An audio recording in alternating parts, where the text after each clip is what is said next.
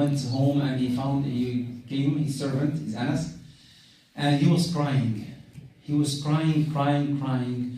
And the Prophet ﷺ said, why are you crying?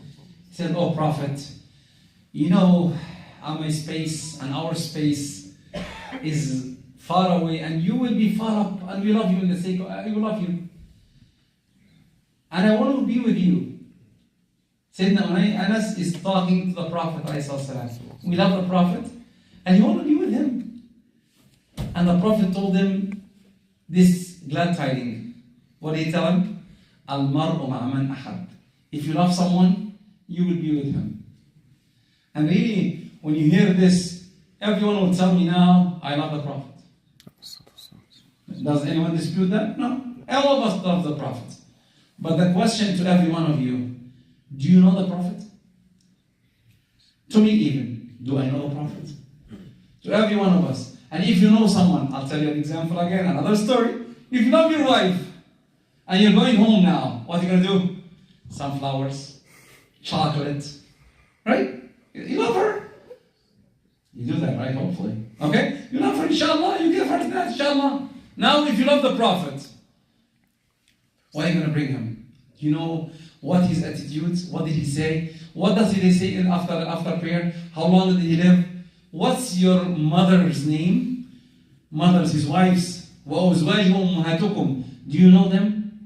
Do you know anything about what he's doing with them? That's the way that when we meet him, you know him, right? Do you know him? The question to every one of us, and I swear I do that in the Islamic school, I teach there. I tell them, talk about the Prophet for 2 minutes. I'll give you $20.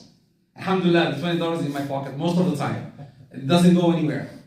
Which really surprising that even I said it in a khutbah once, and I told the story that someone came to me and he said, I have it here in the phone. He used ChatGPT and he got the story about the Prophet. I said, okay, good, perfect. Give me the phone, talk about the Prophet. And he said, I don't know anything about the Prophet. That's the problem. We need to know more about him. My suggestion, and now our homework as adults here, is try to learn something about the Prophet. 2, try to talk to your kids about the Prophet. Who is he? How old is he?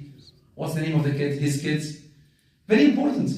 3, try as, for example, to take one of our mothers every time now and then and talk about her with your kids, with yourself. Try to learn, right? 4, try to understand what the Prophet is doing. I'm doing that because I'm following the Prophet. Always keep the Prophet in your head. I'm saying this hadith because the Prophet said this hadith. I'm praying Sunnah now, and inshallah we pray Sunnah al-Isha because the Prophet said so. Always keep the Prophet in your head. So when we meet him, what are you going to tell him?